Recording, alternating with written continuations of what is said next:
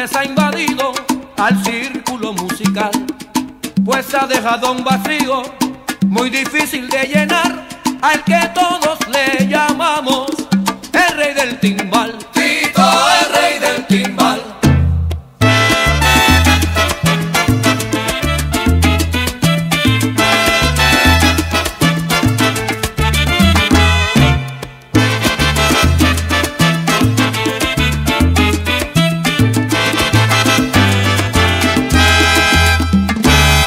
Varón humilde y sencillo que su arte cultivó, y con amor y cariño a todo el mundo llevó, digna representación de lo que es un caballero.